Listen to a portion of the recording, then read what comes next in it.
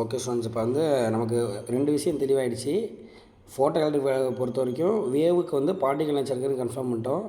அந்த மாதிரி மேட்டர் வேவ்னு பார்த்தோம். பார்ட்டிகளுக்கு வேவ் நேச்சர் இருக்குது. வேவுக்கு பார்ட்டிகல் நேச்சர், பார்ட்டிகளுக்கு wave nature. That mean dual nature of radiation matter. அதான் லெசனோட டைட்டில். அந்த லெசனோட எல்லா டாப்பிக்கும் பார்த்துட்டோம். ஓகேங்களா? கடைசியாக ஒரு டாபிக் வந்து சேர்த்துருக்காங்க. அதை மட்டும் நம்ம தெரிஞ்சுக்க போகிறோம். What is photoelectric effect? யாராவது ஒருத்தவங்க சொல்லுங்கள். Photoelectric effect. Suitable frequency உள்ள லைட் வந்து ஒரு மெட்டல் சர்ஃபேஸ்ல படும்போது எலக்ட்ரான் வந்து எமிட் ஆகும். வெரி குட்மா. அப்போ நம்ம சுட்டபிள் ஃப்ரீக்வன்சியில் லைட் வந்து படுது. நம்ம லைட் வந்து பார்ட்டிகலாக தான் எடுத்துக்கிறோம். அந்த பார்ட்டிகல் பேர் என்னப்பா? எஸ். அப்போ ஒரு பர்டிகுலர் எனர்ஜி உள்ள, அதாவது ஈ கூட அச்சினியூ தான் இருக்கும், வேறு எனர்ஜியே கிடையாது. ஈ கூட அச்சினியூ உள்ள ஃபோட்டான் எனர்ஜி படும்போது எலக்ட்ரான் வெளியில் வருது. கரெக்டுங்களா? இப்போ வெளியில் வருது எலக்ட்ரான். இமேஜின் பண்ணிங்க, எலக்ட்ரான் வந்து இப்படி வெளியில் வருது. இப்போ எலக்ட்ரானுக்கு கைனடிக் எனர்ஜி இருக்குது. ஓகேவா? அப்போ இங்கே என்ன நடக்குது? ஃபோட்டானோட எனர்ஜி, பொட்டன்ஷியல் எனர்ஜி இமேஜின் பண்ணிப்போமா? ஃபோட்டானோட பொட்டன்ஷியல் எனர்ஜி எலக்ட்ரானுக்கு கைனடிக் எனர்ஜியாக மாறுது. கரெக்டுங்களா? இதுதான் வந்து ஃபோட்டோ எலக்ட்ரிக் எஃபெக்ட். நம்ம சிம்பிளாக சொல்லணும். நம்ம எப்பொழுதுமே அதோட கான்வெர்ஸை பண்ணி திங்க் பண்ணுவாங்க ஃபிசிக்ஸ் பீப்புளு. அப்படியே ஆப்போசிட்டாக திங்க் பண்ணி பார்க்குறாங்க. ஒய் நாட் ஃபோட்டான்லேருந்து கைனடிக் எனர்ஜி கிடைக்கும் போது ஏன் கைனடிக் எனர்ஜி ஆஃப் எலக்ட்ரான் ஃபோட்டானாக மாறக்கூடாது அப்படின்னு ஒரு டவுட் ரைஸ் ஆகுது. புரியுதா என்ன கேட்குறேன்னு? போயிட்டு எலக்ட்ரான் போய் வேகமாக படுதுன்னு வச்சுப்போம். அப்போயும் எலக்ட்ரான் தான் எமிட் ஆகும் நம்ம படிச்சிருப்போம்.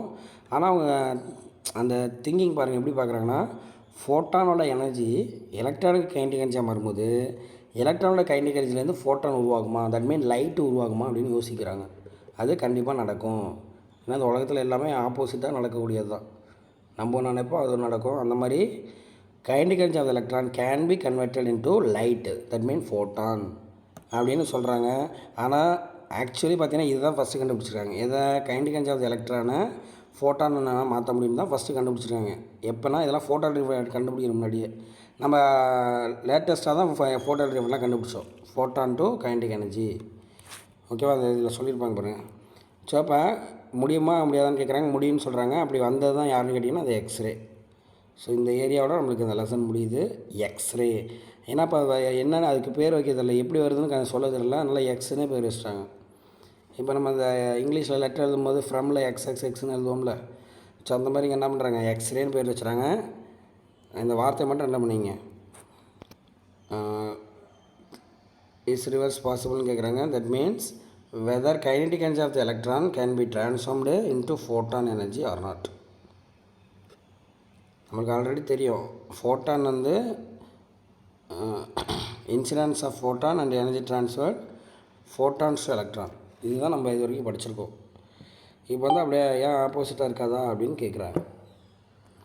இருக்குன்னு சொல்லி இப்போ நம்ம கண்டுபிடிக்க போகிறோம்.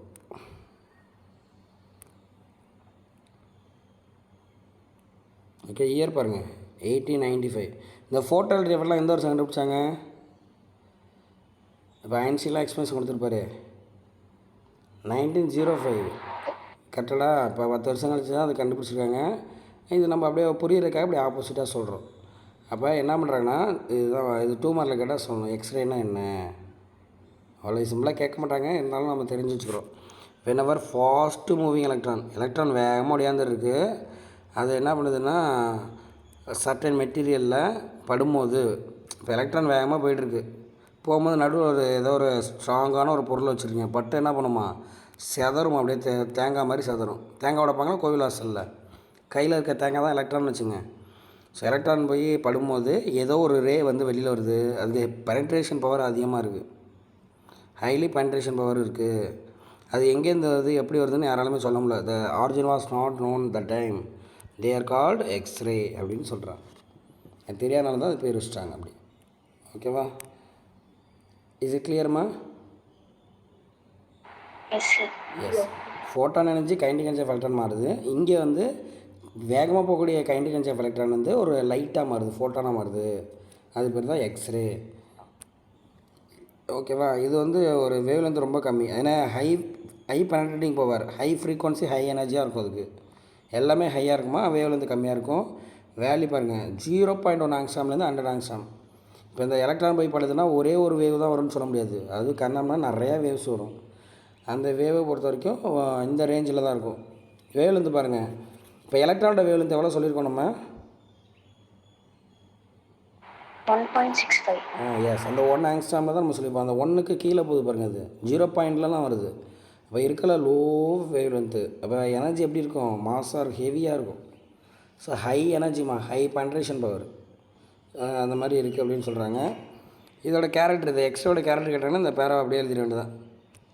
வேவ்லென்த் ரேஞ்ச் வந்து 0.1லேருந்து 100 ஆங்ஸ்ட்ராமு.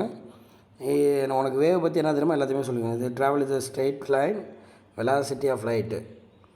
இது it is not affected by electric and magnetic field அப்படின்னு சொல்கிறாங்க. Electric field magnetic field affect ஆகுது, ஏன்னா ஒரு லைட்டு தானே. அப்புறம் இது highly energy because high frequency அப்படியே கதை மாதிரி சொல்ல வேண்டாம், ஷார்ட் வேவ்லேருந்து. ஸோ இது என்ன பண்ணும்? They can pass through the metal which opaque visible light. Visible light எங்கெல்லாம் போக முடியாது. இப்போ நம்ம உடம்புக்குள்ளே விசிபிள் லைட்டெல்லாம் போக முடியாது. இப்போ நம்ம மேலே லைட்டை பாஸ் பண்ண என்ன ஆகும்? நமக்கு பின்னாடி ஷேடோ தான் வரும். ஏன்னா லைட்டு பாஸ் ஆகாது நம்ம உடம்புக்குள்ளே. ஏன்னா லைட் வந்து low energy, low frequency. So இப்போ என்ன பண்ணுறாங்கன்னா எக்ஸ்ரே பாஸ் பண்ணுவாங்க நம்ம உடம்புக்குள்ளே. ஓகேவா? நம்ம என்ன பண்ணுவோம்? ஃப்ளஷ்ஷெல்லாம் தாண்டி உள்ளே போயிடும். ஆனால் அதை போன்ஸை தாண்ட முடியாது, ஏன்னா போன் ஸ்ட்ராங் அவ்வளவு, அதை தாண்ட முடியாது. அதில் பாருங்க, நேச்சர் எப்படி, கடவுள் எப்படி படைச்சிருக்காரு பார்த்தீங்களா மனுஷங்களை. இந்த உலகத்திலே ஸ்ட்ராங்கஸ்ட்டு எலமெண்ட்டுன்னு கேட்டிங்கன்னா அது கால்சியம் தான். ஆனால் நம்ம உடம்புல அதுதான் இருக்குது. நம்ம எலும்புலாம் வந்து கால்சியத்தால் ஆனது. சரி, காட் வந்து எவ்வளோ ஒரு இன்ஜினியராக இருந்திருக்காரு பாருங்க. சரி, அந்தளவுக்கு நம்ம இது பண்ணியிருக்காரு. அந்த எக்ஸ்ரே வந்து ஸ்ட்ராங்கஸ்ட்னு சொல்கிறோம். அதால் கூட என்ன பண்ண முடியாது, நம்ம எலும்புக்குள்ளே போக முடியாது. ஆனால் ரொம்ப நேரம் பாஸ் பண்ணினா உள்ளே பூந்து போயிடும். ஆனால் ஜென்ரலாக சொல்கிறாங்க. ஓகேவா? இதெல்லாம் அதோட ப்ராப்பர்ட்டி. அப்புறம் இதில் ஒரு 1 மார்க் இருக்குமா. இப்போ ஃபார் எக்ஸாம்பிள் நான் எக்ஸ்ரே ப்ரொடியூஸ் பண்ணுறேன். அதோட முக்கியமான கேரக்டர் வந்து குவாலிட்டி ஆஃப் எக்ஸ்ரே வந்து எல்லாருமே எக்ஸ்ரே ப்ரொடியூஸ் பண்ணலாம். குவாலிட்டி வந்து எதை பேஸ் பண்ணிருக்கு? Penetrating power. வெளியில் வரக்கூடிய எக்ஸ்ரேயோட பெனட்ரேட்டிங் பவர். இப்போ ப்ரொடியூஸ் ஆகி வருது இல்லாமல், இப்போ ரெண்டு எக்ஸ்ரே இருக்குது. இது ஒருத்தவங்க ப்ரொடியூஸ் பண்ணி இது ஒருத்தர் ப்ரொடியூஸ் பண்ணுவீங்க. யாரோட எக்ஸ்ரே பெஸ்ட்டுன்னு கேட்டிங்கன்னா யாருக்கு பெனட்ரேஷன் பவர் இருக்கோ அதுதான் பெஸ்ட்டு. ஸோ அந்த பெனட்ரேஷன் பவர் எதை டிபெண்ட் பண்ணியிருக்குன்னா, யார் உருவாக்குனா அதை எக்ஸ்ரே யாருமா உருவாக்குறா? எலக்ட்ரானோட கைனடிக் எனர்ஜி, தட் மீன் அதோட ஸ்பீடு. அப்போ velocity with which electron strike the target. அதை அண்டர்லைன் பண்ணிங்க, 1 மார்க்கில் கேட்குறாங்க. பென்ட்ரேஷன் பவர் ஆஃப் எக்ஸ்ரே எதை டிபெண்ட் பண்ணியிருக்கோம்? வந்து படக்கூடிய வேகத்தை டிபெண்ட் பண்ணியிருக்கோம். ஓகேவா? And atomic number. இது 2 ஆப்ஷன் இருந்தால் போத் ஏ அண்ட் பின்னு போட்டுருணும். Atomic number of the target material.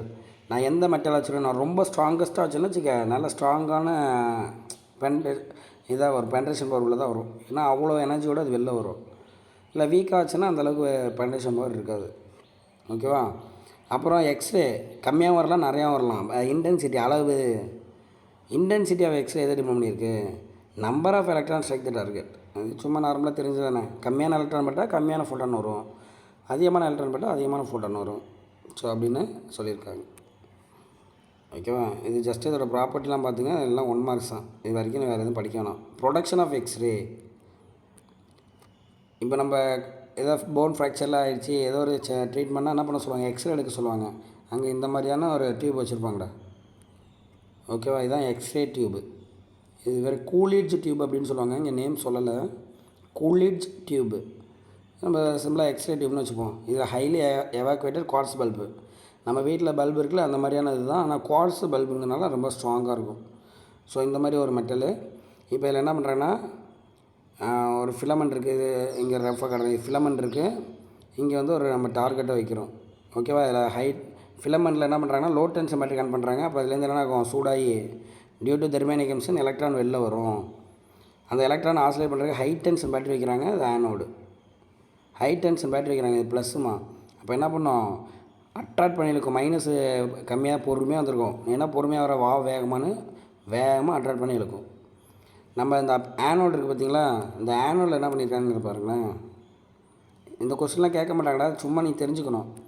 இந்த ஆனோடு டார்கெட் இருக்குது பாருங்கள், அதில் வந்து நம்ம இது இருக்குது பாருங்கள், ஹைலி டார்கெட் உள்ள மெட்டீரியலை கோட் பண்ணி வச்சுருப்பாங்க.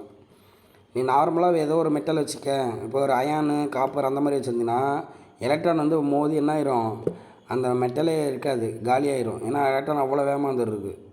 அதனால் இங்கே என்ன பண்ணுறாங்கன்னா ஸ்ட்ராங் அட்டாமிக் நம்பர் உள்ளே வைக்கிறாங்க. அது எப்படி வச்சுருக்காங்க பாருங்கள், சாட்ச மாதிரி வச்சுருக்காங்க.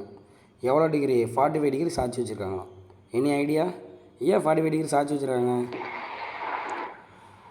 Maximum values. எஸ், அப்போ தான் மேக்ஸிமம் அதோட சர்ஃபேஸில் படுமா.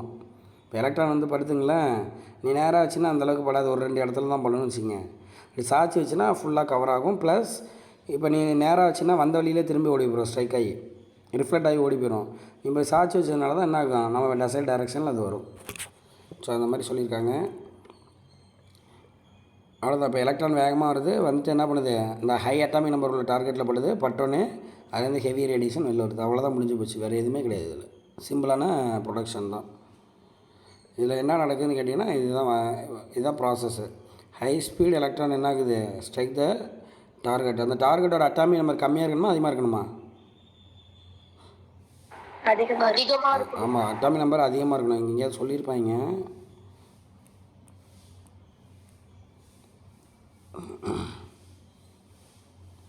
எங்கேயுமே காண்டா,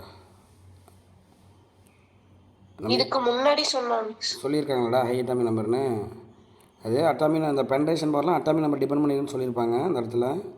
ஒரு பெனட்ரிங் பவர், வெலாசிட்டி ஆஃப் எலக்ட்ரானையும் டார்கெட் மெட்டீரியலோட டார்கெட் மெட்டீரியல் தான் சொல்லியிருக்காங்க.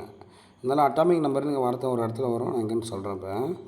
இப்போ இதில் என்ன நடக்குதுன்னா, அந்த டியூபுக்குள்ளே டங்ஸ்டன் ஃபிலமெண்ட் வச்சுருக்காங்க. தெர்மியானிக் எமிஷன் மூலிமா அதுலேருந்து எலக்ட்ரான் வெளில வருது. அந்த எலக்ட்ரான் வந்து ஹை வோல்டேஜ் வச்சு ஆசிலேட் பண்ணுறோம்.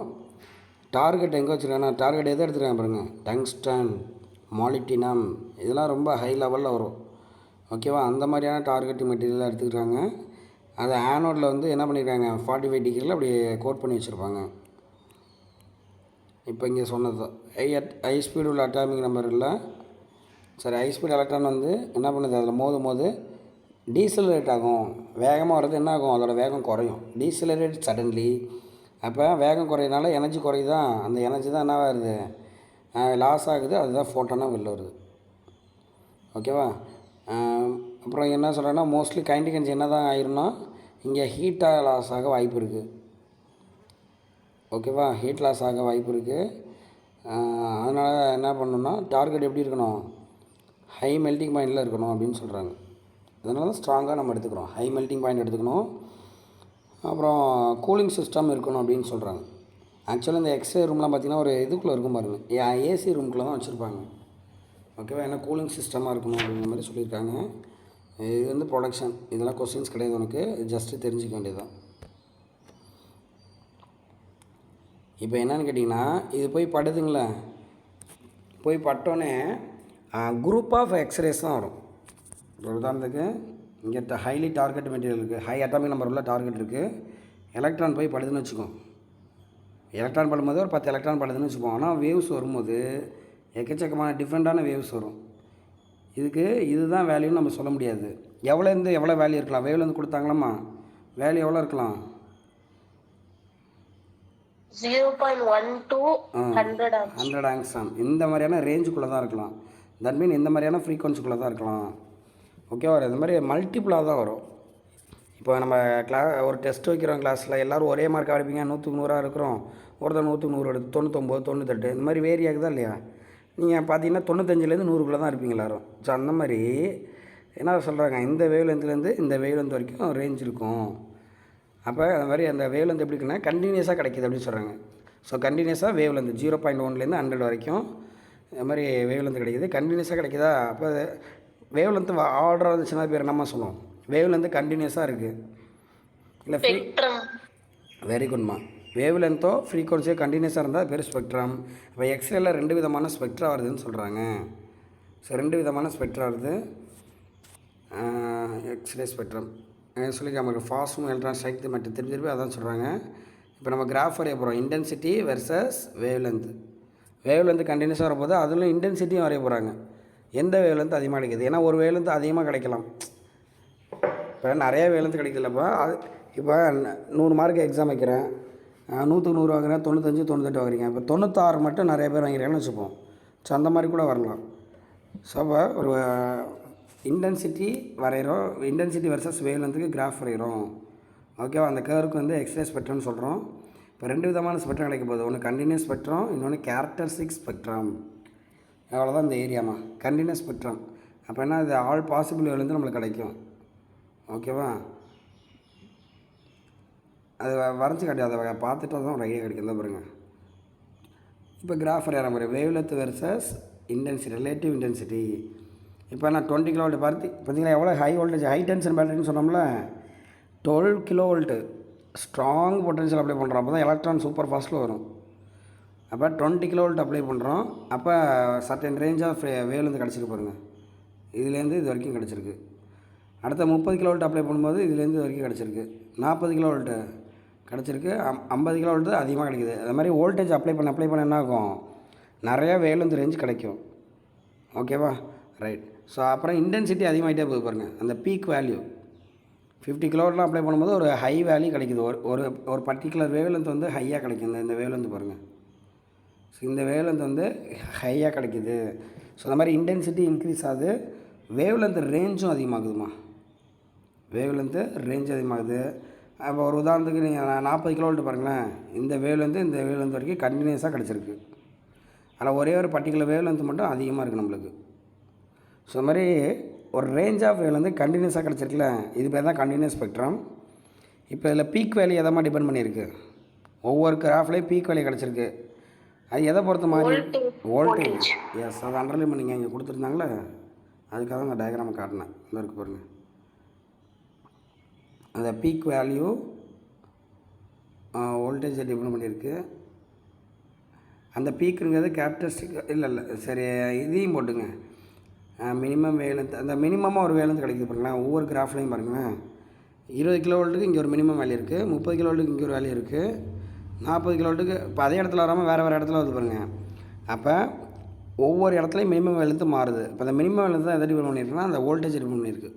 பீக்காலையும் சொல்லலாம், ஆனால் அந்த பீக்குக்கு வேறு விஷயம் சொல்ல போகிறாங்க, அதை அங்கே பார்ப்போம். அப்போ மினிமம் வேலேருந்து லாம்டா நாட்டுன்னு சொல்கிறாங்க. அதுதான் எதை டிபெண்ட் பண்ணியிருக்கு, வோல்டேஜை டிபெண்ட் பண்ணியிருக்கு. ஓகேங்களா. இப்போ என்ன பண்ணுறேன்னா, கொஞ்சம் அதிகமாக 40 இருக்கா, இங்கே 30 இருக்காமல் 35 கிலோவோல்ட் அப்ளை பண்ணுங்கள். இப்போ இது எல்லாமே டங்ஸ்டனுக்கு தான் நம்ம பார்த்துருக்கோம். ஓகேவா. இதே 35 கிலோவோல்ட் அப்ளை பண்ணுறாங்க. அப்போ இங்கே ஒரு கிராஃப் வரும். கரெக்டாக. இப்போ என்ன பண்ணுறாங்கன்னா, டங்ஸ்டனுக்கு அதே மாதிரியே வந்துருச்சுமா. ஆனால் மாலிப்டினத்துக்கு அதே 35 கிலோவோல்ட் அப்ளை பண்ணுறாங்க. ஆனால் அப்படி வராமல் இந்த மாதிரி என்ன பண்ணுறது, ரெண்டு பீக் மாதிரி வந்திருக்கு. ஏன் இந்த பீக் வந்துச்சுன்னு தெரியல, ஆனால் இந்த மாதிரி 2 பீக் வந்திருக்கு. இதுவும் கர்வ் எப்படி இருக்கணும், அப்படி பிளராக தானே வரணும், பிளண்டடாக அப்படி ஒரு மவுண்டைன் மாதிரி வரணும் கிராஃபு. டங்ஸ்டனுக்கு இப்படி வந்துருச்சு ஆஸ் யூஸ்வல். ஆனால் மாலிப்டினம்ங்கிற மெட்டல் இன்னும் ஸ்ட்ராங், அது டங்ஸ்டனோட. அதுக்கு எப்படி வந்திருக்குன்னா இப்படி 2 பீக் மாதிரி வந்திருக்கு. நம்ம இதில் பார்த்தோம்னா டேவிசன் ஜெர்மனில் அந்த மாதிரியான 2 பீக் வந்திருக்கு. இந்த மாதிரி அப்போ மாலிப்டினத்துக்கு 2 பீக் வந்திருக்கு. இதே மாதிரி வேறு ஒரு மெட்டலுக்கு 3 பீக் வரலாம். இதுக்கு டங்ஸ்டனுக்கு வரவே இல்லை. இந்த மாதிரி பீக்குங்கிறது எதுனா ஒவ்வொரு பொருளுக்கும் ஒவ்வொரு மாதிரி வருது. ஒவ்வொரு சாம்பிளுக்கு இவ்வளோ தான். இந்த வோல்டேஜுக்கு இது 2 பீக் வரும். அது பர்டிகுலர் வேவ் லென்த்தில். உதாரணத்துக்கு கே ஆல்ஃபா கே பீட்டான்னு பேர் வச்சிடுறாங்க, அப்போ தான் புரியும். கே ஆல்ஃபா வேவ்லேருந்து இவ்வளவு, கே பீட்டா வேவ் இவ்வளவு. இந்த மாதிரி 2 இடத்துல இருந்துச்சுன்னா அது பேர் மாலிப்டினம். ஓகேவா. இந்த மாதிரி யுரேனியம், ஒவ்வொரு பொருளுக்கும் ஒவ்வொரு இது வந்துட்டு இருக்கும். நிக்கலுக்கு ஒரு மாதிரி வரும், கோபால்ட்டுக்கு ஒரு மாதிரி வரும். ஸோ அந்த மாதிரி அவங்க பீக்ஸ் வருது அப்படின்னு சொல்கிறாங்க. ஒவ்வொரு சாம்பிளுக்கும் ஒவ்வொரு விதமான பீக்கு கிடைக்கும். சரி, நீ அந்த பீக் வச்சுட்டு என்ன பண்ணிக்கலாம், நம்ம அது என்ன பொருளுங்க கண்டுபிடிச்சலாம். நம்ம எக்ஸ்ரேல யூஸ் பார்க்கும்போது பார்த்தோம்ல, இது வந்து கிறிஸ்டல் ஸ்ட்ரக்சர் கண்டுபிடிக்க யூஸ் ஆகுது அப்படின்ட்டு இப்படி தான் கண்டுபிடிக்கிறாங்க. நம்மள்ட்ட ஒரு மெட்டல் இருக்குன்னா அதில் கிடைக்கக்கூடிய எக்ஸ்ரே ஸ்பெக்ட்ரம் வந்து எந்த ரேஞ்சில் கிடைக்குதுன்னு பார்க்குறோம். அந்த ரேஞ்ச் வச்சுட்டு அதில் என்ன பொருள் இருக்குன்னு நம்ம சொல்லிடுறோம். ஓகேவா. அப்படி தான் என்ன பண்ணுறாங்க சொல்கிறாங்க, the peak or the characteristic of the material of the டார்கெட்டோட கேரக்டர் மாதிரி இது. ஸோ 2 விதமான ஸ்பெக்ட்ரம் இருக்குது. அது வேறு பொட்டன்ஷியலுக்கு வரைஞ்சி பார்க்குறோம். ஸோ 2 விதமான எக்ஸ்ரே ஸ்பெக்ட்ரம் இருக்குமா. இந்த படத்தை பார்த்தாலே போதும், இதில் கொஸ்டின்ஸ் இல்லை, ஜஸ்ட்டு தெரிஞ்சுங்க. 1 மார்க் மாதிரி பார்த்துங்க. இந்த மாதிரி கண்டினியூஸாக கிடைக்கிறது கண்டினியூஸ் ஸ்பெக்ட்ரமு. இந்த மாதிரி பெக்குலியராக பீக் மாதிரி கிடச்சிதுன்னா அது பேர் கேரக்டரிஸ்டிக் ஸ்பெக்ட்ரம். ஓகேங்களா. இதை வச்சு நம்ம என்ன பண்ணிக்கலாம், அந்த பொருளோட நேச்சர் கண்டுபிடிச்சிடலாம்.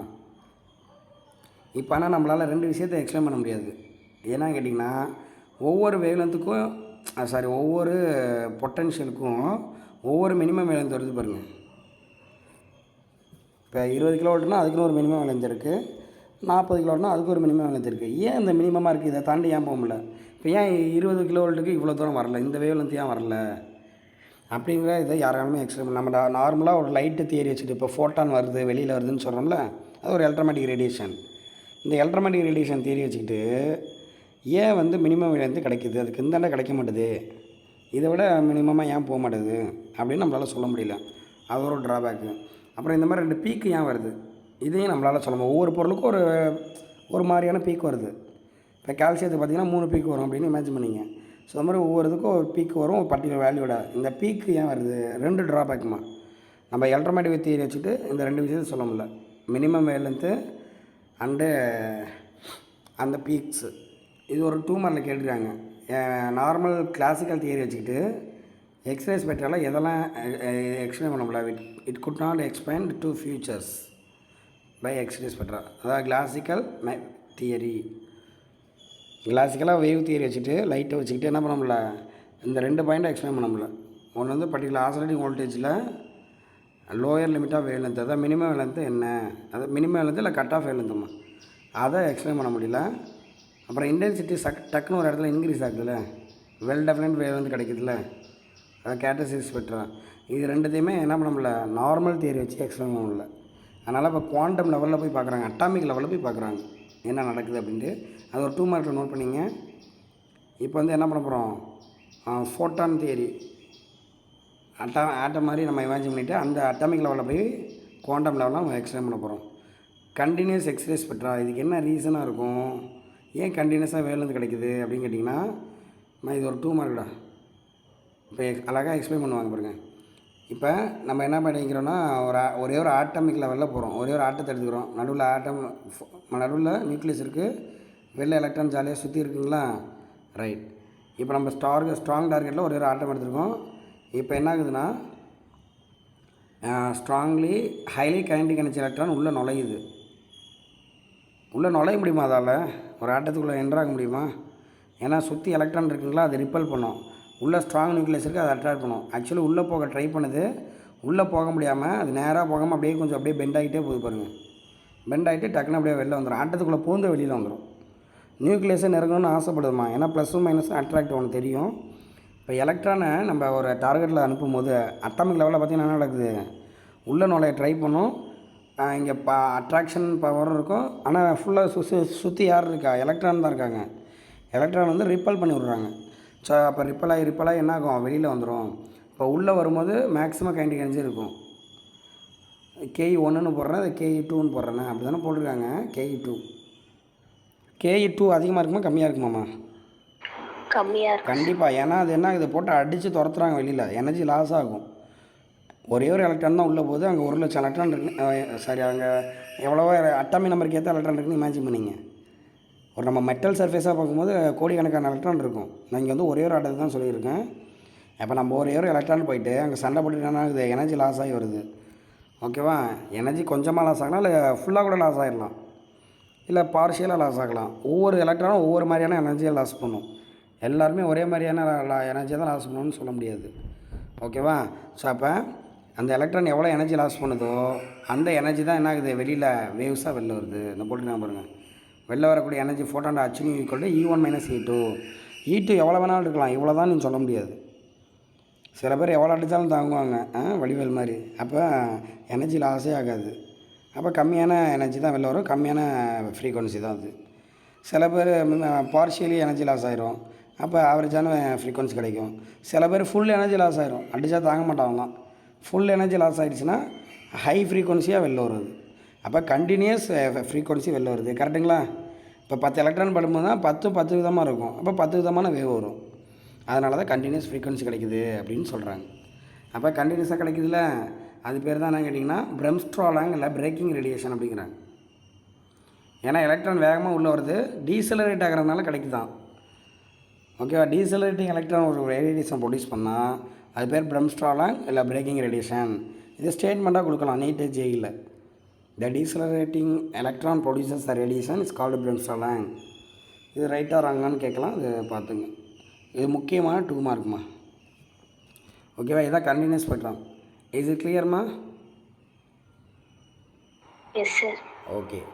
எலக்ட்ரான் வந்து அந்த டார்கெட்டோட ஆட்டமை அப்ரோச் பண்ணும்போது எனர்ஜியை வந்து எந்த அளவுக்கு லாஸ் பண்ணுதோ அதுக்கேற்ற மாதிரியான ரேடியேஷன் வந்து ப்ரொடியூஸ் ஆகுது, கண்டினியூஸாக கிடைக்குது.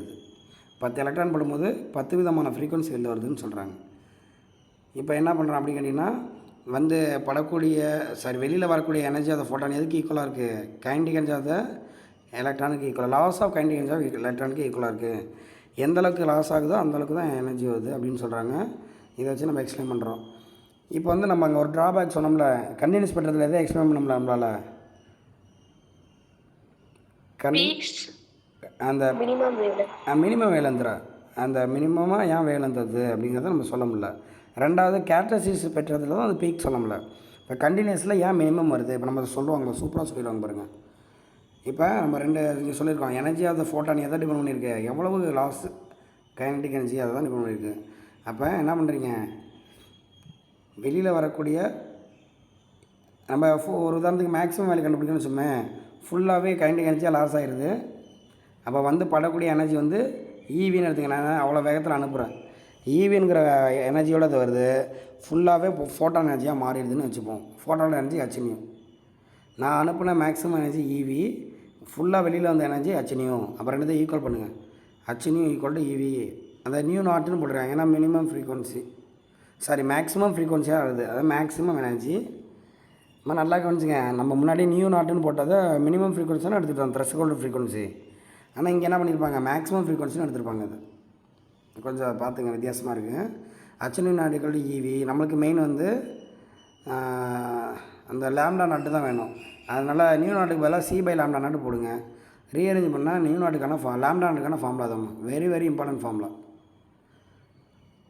மினிமம் வேலத்துக்கான ஃபார்முலா அல்லது மேக்ஸிமம் ஃப்ரீக்வன்சிக்கான ஃபார்முலா மாதிரி ஹச்சி பை ஈவி.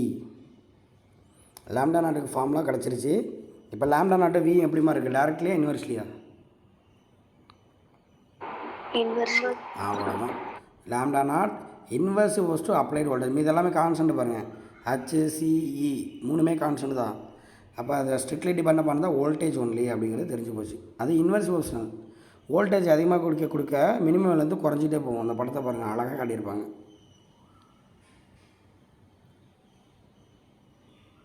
இந்த டயக்ராம் பாடுறேன். இந்த 20 கிலோ வோல்ட்டுக்கு மினிமம் எடுத்து இங்கே இருக்குது. 30 கிலோ வோல்ட்டு போனீங்கன்னா இன்னும் மினிமம் ஆயிடுது. 40 கிலோ வோல்ட்டு போனீங்கன்னா இன்னும் மினிமம் ஆயிடுது. அப்போ வோல்டேஜ் அதிகமாக மினிமம் வேலேருந்து மினிமம் ஆகுது, குறையுது அப்படின்னு சொல்கிறேன். பாருங்கள், 50 கிலோ வோல்ட்லாம் அப்ளை பண்ணும்போது ரொம்ப குறைஞ்சிருது பாருங்கள்.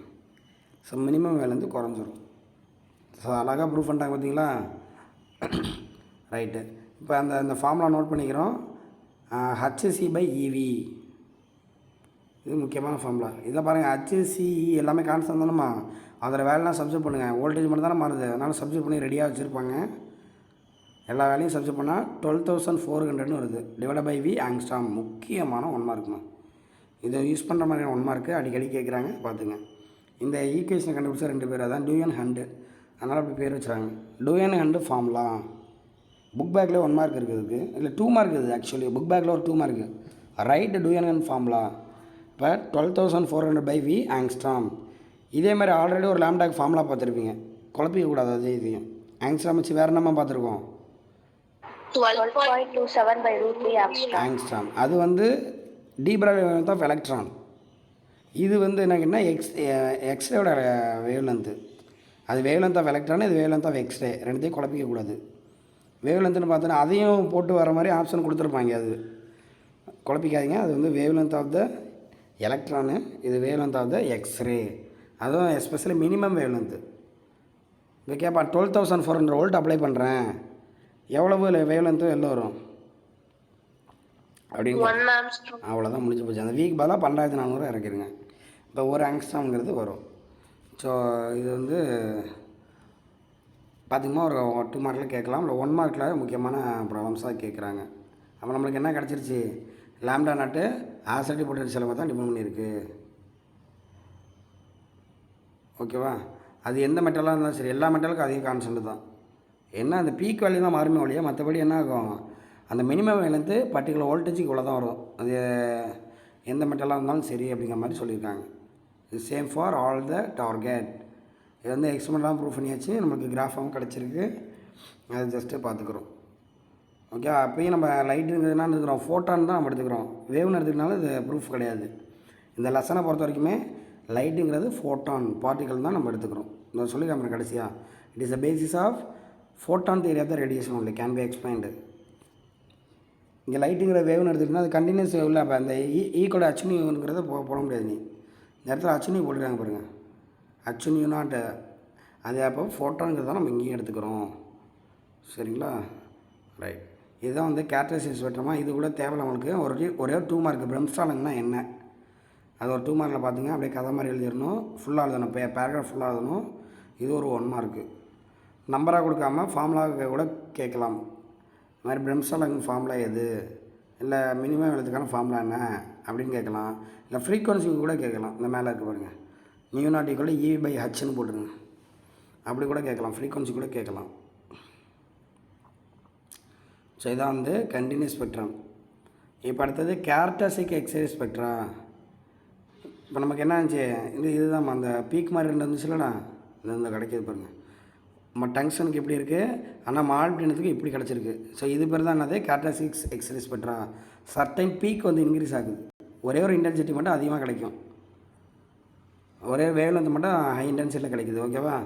So some narrow peaks at some well defined wavelength when targeted hit by the fast spectrum. அந்த பீக்குக்கு பேர் தான் என்னென்னு சொல்கிறேன்னா எக்ஸ்ரே ஸ்பெக்ட்ரம். இது ஒவ்வொரு பொருளுக்கும் ஒவ்வொரு விதமாக இருக்கும். இது எதனால் சார் வருது அப்படின்னு கேட்டிங்கன்னா, இப்போ ஒரு உதாரணத்துக்கு இதே படத்தை எடுத்துங்களேன். இப்போ எலக்ட்ரான் உள்ளே போகுதுல, நான் என்ன பண்ணுறேன்னா ஹை ஸ்பீடில் அனுப்புகிறேன்னு வச்சுப்போம், வெரி ஹை ஸ்பீடில் அனுப்புகிறேன். அது போய்ட்டு கலெக்டர் என்ன பண்ணுதுன்னா இந்த கேஸில் உள்ள எலக்ட்ரான்லாம் மோதுது. இமேஜின் பண்ணுங்கள், அப்படி போக வாய்ப்பு கம்மி தான். ஆனால் சில மெட்டலில் என்ன பண்ண முடியும், பர்டிகுலர் வோல்டேஜில் அனுப்புனா போக வாய்ப்பு இருக்குது. இப்போ ஒரு உதாரணத்துக்கு நம்ம மாலிப்டின் எடுத்துப்போம். மாலிப்டின்லேருந்து 35 கிலோவோல்ட் அப்ளை பண்ணுறேன். நம்ம வீட்டுக்கு எவ்வளோ வோல்ட் நம்ம யூஸ் பண்ணுறோம், 240 வோல்ட், 220லேருந்து 240 வரைக்கும் யூஸ் பண்ணுறோம். அந்த வோல்ட்டுக்கு நம்ம எவ்வளோ பர்பஸ் இருக்குது, 35 கிலோ வோல்ட்டு. புரியுதா? 35,000 வோல்ட்டு. இப்போ ஸ்ட்ராங் வோல்டேஜ் தான். நம்ம அவ்வளோ பொட்டன்ஷியலோட நம்ம என்ன பண்ணுறோம், ஒரு எலக்ட்ரான் உள்ளே அனுப்பும்போது என்ன பண்ணுதான், கேசலில் போய் மோதுது. இப்போ என்ன ஆகும், கேசல் உள்ள எலக்ட்ரானு, இந்த எலக்ட்ரான் போயிட்டு கேஷல் உள்ள எலக்ட்ரான்லாம் மோதுது. ஒரு மரத்தில் டிஸ்இன்டெகிரேட் ஆகுமா, இல்லை என்ன பண்ணலான்னா அந்த எலக்ட்ரானை எமிட் ஆகி வெளில வந்துருங்கிறாங்க. கேஷல் உள்ள எலக்ட்ரான் என்ன ஆயிரும், ரிமூவ் ஆயிரும். அப்போ கேஷலில் ஒரு வேக்கண்ட் விழுந்துடும். அப்போ என்ன ஆகும், அதை ஃபில் பண்ணுறதுக்கு கேஷலில் ஒரு வேக்கண்ட் விழுந்து போச்சு, என்ன ஆகும், அப்படியே இருக்குமா. இப்போ நம்ம உடம்புல ஏதோ நம்ம உடம்புல ஒரு ஆன்டிபாடி இருக்கலாமா, நம்ம உடம்புல பிரச்சனைனா அதுவே இதாயிரும், சரி பண்ணி பார்க்கும். ஸோ அந்த மாதிரி தான் உள்ள எலக்ட்ரான் வேக்கண்ட் ஆகிடுச்சு, அதை ஃபில் பண்ணுறதுக்கு அடுத்த செல்லேருந்து எலக்ட்ரான் ஜம்ப் ஆகும். இப்போ எல் செல்லில் எலக்ட்ரான் வேக்கண்ட் ஆகிடுச்சா, அதை ஃபில் பண்ணுறதுக்கு அங்கேருந்து ஃபில் ஆகும். ஸோ இந்த மாதிரி சில மெட்டீரியலில் இந்த ஆர்பிட்லேருந்து இந்த ஆர்பிட்லேருந்து ஆகும். அதுதான் நம்மளுக்கு வேவ் லென்த்தாக வருது. இது இப்படி படத்தை அப்படி மாற்றி காட்டுறாங்க, ரவுண்டாக படம் கன்ஃபியூஸ் ஆக, அதனால் இது இப்படி போட்டுங்க. கே செல்லு அது ஒரு எனர்ஜி லெவல்னு இப்படி மேனேஜ் பண்ணிங்க. இப்போ எலக்ட்ரான் நேராக பட்டு என்ன ஆகுது, இங்கே கேஸில் ஒரு வேக்கண்டை க்ரியேட் பண்ணிடுச்சு. அதை ஃபில் பண்ணுறதுக்கு எல் எம் என் எங்கேருந்து வேணாலும் வரலாம். ஆனால் இந்த மெட்டலுக்கு இங்கேருந்து தான் வரும்னு கணக்கு இருக்குது. ஓகேங்களா?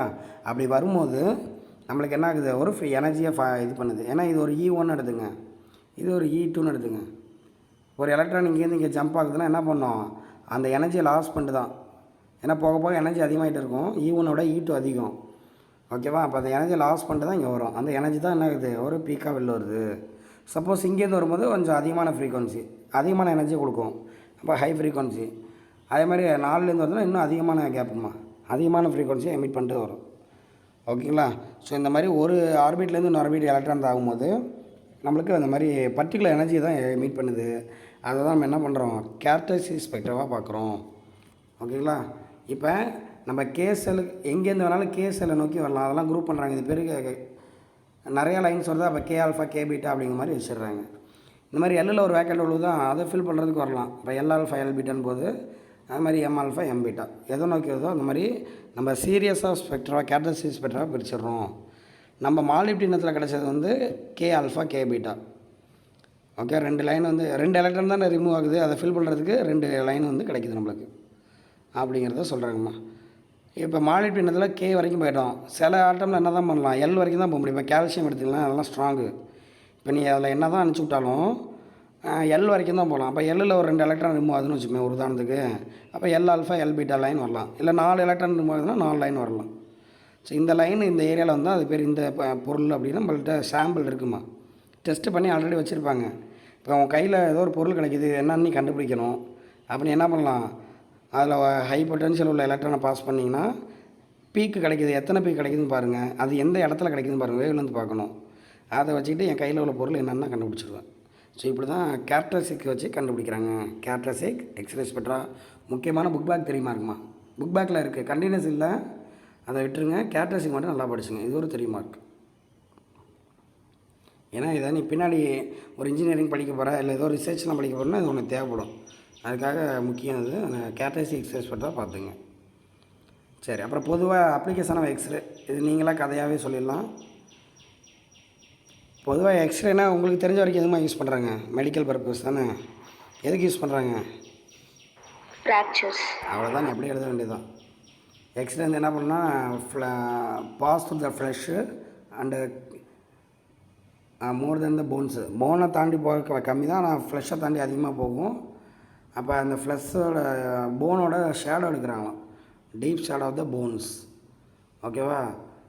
ஃப்ளஷ்ஷு கிடைக்காதுன்னா இப்போ இந்த எக்ஸ்ரே பார்த்தீங்கன்னு வச்சுக்கோங்க, இப்போ ஃபிலிம் வந்து கருப்பாக இருக்கும், இந்த ஃப்ளஷ் உள்ளது கொஞ்சம் லைட் ஷேடோவாக இருக்கும், போன்ஸ் உள்ளது நல்லா திக் ஒயிட்டாகவே தெரியும். ஓகேவா? அப்போ போன் உடஞ்சிருந்தால் நம்ம அழகாக தெரிஞ்சு போயிருமா. அப்போ அவங்க என்ன பண்ணுறாங்கன்னா ஃப்ராக்சர், டிடெக்ட் த ஃப்ராக்சரு, இல்லை வேறு ஏதாவது முழுங்கிட்டோம்னா எங்கே இருக்குன்னு பார்க்கலாம், ஃபாரின் பாடிஸ் இல்லை டிசீஸ்டு ஆர்கன்லாம் கண்டுபிடிக்க யூஸ் பண்ணுறாங்க. ஓகேவா? அதெல்லாம் இதில் டயக்னோசிஸில் யூஸ் பண்ணுறாங்க. அப்புறம் தெரப்பி, ட்ரீட்மெண்ட்டில் யூஸ் பண்ணுறாங்களாம். இந்த எக்ஸ்ரே என்ன பண்ணுறதுனா கில் டிசீஸ்டு டிஷ்யூஸ். இப்போ ஒரு இடத்துல கேன்சர் செல் மாதிரி இருக்குன்னா நம்ம அதில் லைட்டாக எக்ஸ்ரே பாஸ் பண்ணால் என்ன ஆகும், அது டெஸ்ட்ராய் ஆகிரும். ஓகேவா? அப்புறம் ஸ்கின் டிசீஸ் க்யூர் பண்ண, மேலிக்னன்ட் டியூமர்ஸ், இந்த கட்டியெல்லாம் சரி பண்ணுறதுக்கும் அந்த எக்ஸ்ரேவை பாஸ் பண்ணுறாங்க அப்படின்னு சொல்கிறாங்க. இது எல்லாருக்குமே தெரிஞ்சது, இப்படியே கதை மாதிரி எழுதுருங்க. அடுத்து இண்டஸ்ட்ரி. இண்டஸ்ட்ரியில் எப்படி யூஸ் பண்ணுறாங்கன்னா ஃப்ளாஸ் இன் ஜாயின்ட்ஸு. இப்போ ஜாயிண்ட்லாம் பண்ணுறாங்களா, 2 பொருளில் வெல்டு வைக்கிறாங்களே, அங்கே எங்கேயாவது குறைபாடு இருக்குது, ஃப்ளாஸ்னால் குறைபாடு, ஏதாவது ட்ராபேக்ஸ் இருக்குது அப்படின்னு பார்க்குறதுக்கு, மோட்டார் டயர்ஸு, டென்னிஸ் பாலு இல்லை வுட்டு, நீங்கள் எந்த பொருள் தயாரித்தாலும் அதில் வந்து ஏதாவது டிஃபெக்ட் இருக்கான்னு பார்க்குறதுக்கு எக்ஸ்ரே யூஸ் பண்ணுறாங்கம்மா. இப்போ எக்ஸ்ரே பாஸ் பண்ணுவாங்க, அது ஒரே மாதிரியான ரியாக்ஷன் கொடுத்துருக்கும். எந்த இடத்துல ப்ராப்ளம்ஸ் இருந்ததுன்னா அது ஒரு மாதிரி இருக்கும், ஒரு வித்தியாசத்தை காட்டும். இப்போ டென்னிஸ் பால் தயாரிக்கணும், ஒரு நாளைக்கு ஒரு 50,000 டென்னிஸ் பால் தயாரிக்கிறான். நம்ம 50,000த்தையும் எடுத்து பார்த்துட்டு இருக்க முடியும், ரவுண்டாக இருக்கா, கரெக்டாக இருக்கா, ஏதாவது எரர் இருக்கா அப்படின்ட்டு. எக்ஸ்ரே பாஸ் பண்ணோம்னா அது நம்மளுக்கு கரெக்டாக ஸ்கேன் பண்ணி காட்டிகிட்டே இருக்கும், கரெக்டாக இருக்கா அப்படின்ட்டு. சரிங்களா? ஒரு எக்ஸ்ரே 1000 பேர் செய்ய வேண்டிய வேலை ஒரு எக்ஸ்ரே பண்ணிட்டு போயிடும் ஒரு ஃபேக்ட்ரியில். அப்படிங்கிறத சொல்கிறாங்க. அப்புறம் மெயினாக அந்த பாருங்க கஸ்டம் போஸ்ட்டு, அதாவது இதில் இந்த ஷிப்பு அப்புறம் ஏர் நேவிகேஷன்லாம் என்ன பண்ணுவாங்க, செக் பண்ணுவாங்களா உங்கள் பேக்ஸில் ஏதாவது வச்சுருக்கீங்களா அப்படின்ட்டு. அதாவது டிடெக்ஷன் ஆஃப் கான்ட்ராபேண்ட் குட்ஸ், சட்டத்துக்கு புறம்பான பொருளை எடுத்துகிட்டு போகிறோமா அப்படிங்கிறத ஸ்கேன் பண்ணி கண்டுபிடிச்சிடும். இப்போ ஃப்ளைட்லலாம் போகிறாங்கன்னா அவங்க பேக் வந்து ஒரு இதில் அனுப்புவாங்களாம்மா, அது செக் பண்ணி காட்ட, ஏதாவது தங்கம் இருக்கா, வேறு ஏதாவது மெட்டல்ஸ் உள்ளே இருக்கான்னு காட்டிடும், ஏதாவது கடத்துகிற மாதிரியான பொருள் இருக்குது அப்படின்ட்டு. அதுக்கு தான் அதை யூஸ் பண்ணுறாங்க எக்ஸ்ரேஸை. அப்புறம் சயின்டிஃபிக் ரிசர்ச் ஆல்ரெடி உங்களுக்கு தெரிஞ்சதான், எக்ஸ்ரே டைஃப்ராக்ஷன் யூஸ் பண்ணி ஸ்ட்ரக்சர் அதை கிறிஸ்டலை கண்டுபிடிக்கலாமா, கிறிஸ்டல் மெட்டீரியல் அது என்ன ஸ்ட்ரக்சரில் இருக்குது, 7 கிறிஸ்டல் சிஸ்டம் சொல்லுவோம்ல, இல்லை 14 பிரைவி லாட்டிசஸ், அதெல்லாம் கண்டுபிடிக்கிறதுக்கு இந்த எக்ஸ்ரேவை யூஸ் பண்ணுறாங்க. ஓகேவா? தட்ஸ் ஆல்மா. இதெல்லாமா எக்ஸ்ரே. அதாவது எக்ஸ்ரேனா என்னென்னு பார்த்துங்க. அப்புறம் கண்டினியூஸ் இருக்குது, கேரக்டரிஸ்டிக் இருக்குது. கேரக்டரிஸ்டிக் தான் நம்மளுக்கு மெயினு. அப்புறம் அப்ளிகேஷனு. ஒரு வாட்டி பப்ளிக் எக்ஸாம் என்ன பண்ணுறாங்கன்னா, புது புக்கு வந்து ஃபஸ்ட்டு புக்கு எக்ஸாமு 2018 to 19 அந்த இயரில் என்ன பண்ணாங்கன்னா எல்லா கொஸ்டினும் படிச்சு போனாங்க. இது ஒரு புக் பேக்கில் கொஸ்டினே கிடையாது இப்படி, ஆனால் இதை தான் கேட்டாங்க 3 மார்க்கில். இதையும் சேர்த்து படிச்சுருங்க. அப்ளிகேஷன் ஆஃப் எக்ஸ்ரே 2 3 மார்க் இன்றைக்கி நம்ம சொன்னதில், characteristic X-ray spectrum, application of X-ray ரெண்டுமே கேட்க வாய்ப்பு இருக்குது. அப்புறம் அந்த சம்மு கடைசி சம் பார்த்துங்க. Cut off valence of X-ray கேட்குறாங்க, வோல்டேஜ் கொடுத்துட்டாங்க. வாட் இஸ் த ஃபார்முலாமா, வோல்டேஜ் கொடுத்து கட் ஆஃப் வேலன்ஸ் கேட்குறாங்க. இப்போ 12,400 by V, 12,400 by V இப்போ சொன்னோமா, அந்த 20,000 வோல்ட் போட்டு டிவைட் பண்ணினா 0.62 ஆங்ஸ்ட்ராம் வருது. நம்ம வேவ்லேருந்து கேட்டுறாங்க, கரஸ்பாண்டிங் ஃப்ரீக்வன்சி கேட்டுறாங்கம்மா. ஸோ ஃப்ரீக்வன்சினா C/λ, அதை போட்டிங்கன்னா இந்த வேல்யூ வருது. எல்லாம் சிம்பிள் சம். இதை தான் கம்பல்சரியில் கேட்பாங்க. கம்பல்சரி 3 மார்க்கு 2 மார்க்கு அதெல்லாம் இந்த மாதிரி. இப்போ 2 மார்க்கில் இது 1 மட்டும் கேட்பாங்க, இல்லை இதே கூட 1 மார்க்கில் கேட்கலாம் உங்களுக்கு. அதனால் இந்த ஏரியாவை பார்த்துங்க. That's all. இதோட இந்த லெசன் முடியுதுமா.